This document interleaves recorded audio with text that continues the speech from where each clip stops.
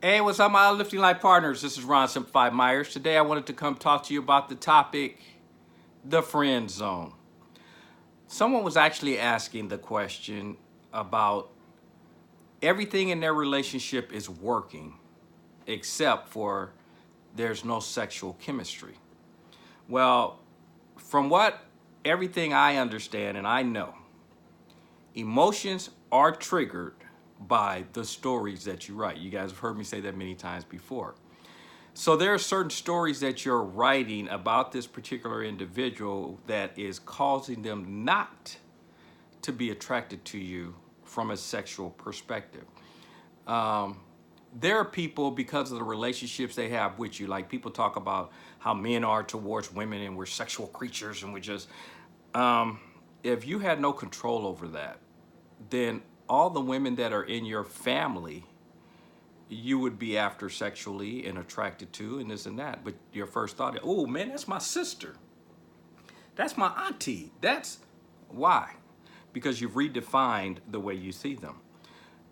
If you took that off, because there are some people in certain cultures, certain communities or whatever, that family sleeps around each other all the time. So that's not an issue because they don't have that same thought process. So if everything is working outside the bedroom, then the desire to be with them sexually has to do with a way that you see them, a story you've written about them sexually. But normally, if everything is happening outside the bedroom and it's all clicking, the sexual desire is there. But if not, there's usually some underlining things that have not been addressed, some things that we're choosing to ignore and act like, well, they're not big things. And then they are affecting us subconsciously, which is why we're not sexually drawn to the person. Or there may be things that we don't even recognize. We don't even recognize that we have certain issues with the person until it pops up.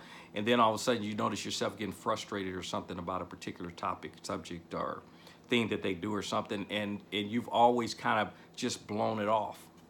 But it's a real issue for you. And you're choosing at this point to treat it like it's not major, when for you, it is. And so that's what's going on is you're creating friction, a wall between you and that individual, which is keeping you from being attracted to them sexually.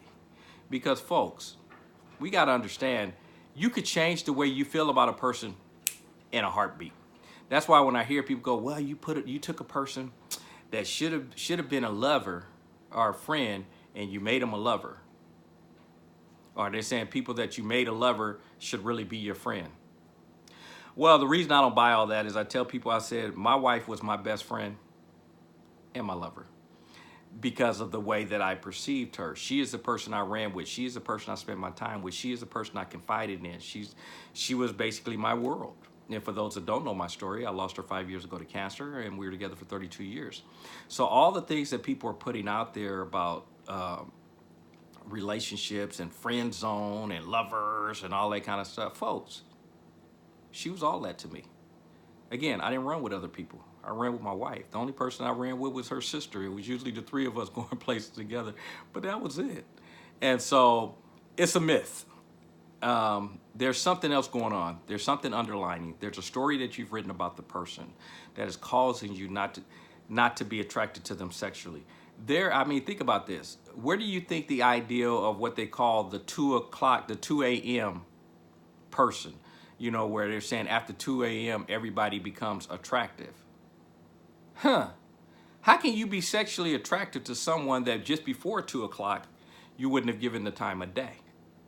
But now that it's past 2 o'clock, all of a sudden they become attractive? Come on, folks. That's not what's going on. You change the story, you change the view and the way you see the person. We have to understand that we control our emotions by the stories that we write. So if you're feeling a certain way about a person, about a situation, about anything, I've always said it and will always say it. It's always based on the stories that you have created around that particular subject, topic, person, whatever it is we're dealing with. So to believe that someone should have been a lover and you turn them into a friend, or they're a friend and you made them into a lover and this and that. Folks, all that stuff are myths. All that is way people separate things so it justifies for them personally. But the reality is always going to be the stories. Change the story, the way you see the person, the way you view the person, even from a sexual perspective. What is it when you think about this person sexually? What thoughts are actually popping into your head? Because they're your answers. See, our answers are always in front of us. Just a lot of times we don't want to deal with them. But when you think about that person sexually, what are the first thoughts that pop into your head? Do you all of a sudden go, man, that's like being with my brother? Bingo! How in the world you ain't going to bed with your brother? So you see why instantly he's turned off from you sexually.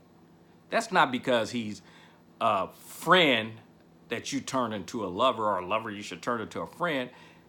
The reality is you're looking at him like he's your brother when he's not, but because of that connection, it's causing subconsciously a thought about him that is pushing you away from him sexually.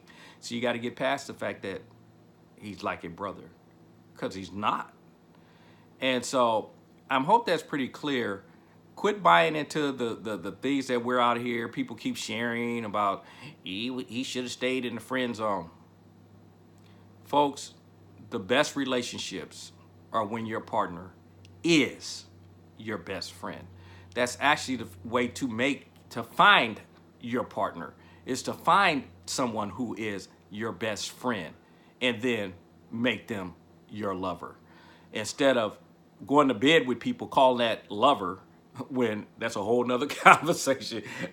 You guys know I talk about the fact that treating your body like it's just a sexual instrument. Those are the games that we play with ourselves. Folks, you got to understand the most valuable thing you have is your body. And to just go around and sleep with other people because you're talking about the way it feels and all that, folks, you got to love yourself a little bit more than that. It's bigger than the feeling. You know how to get the feeling without a partner. And I know that's an adult conversation right there. But the reality is, you know how. So quit using those things as excuses. The bottom line is come to grips with the fact that you've written certain stories about people. Therefore, you see them in a certain light. That's why you can go from really liking a person to really disliking a person, where you make a person who mistreats you into someone that you feel like you can't live without. It's because you're writing these powerful, attracting stories about them, which of course is attracting you to them, instead of writing stories that will, especially if they're mistreating you, repel, because you need to understand that what they're doing to you should never be happen. You should never allow anyone to mistreat you mentally or physically. And if you keep those stories in the forefront, you'll notice your emotions about them will start to change. Folks, you control your emotions. So quit buying into the myths that people are trying to put out there, like they're my friend, shouldn't have been a love. And as you guys know, it ain't right, it ain't wrong. It is my opinion.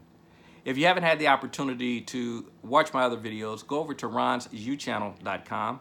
That's the letter U, ronsuchannel.com. Give me feedback.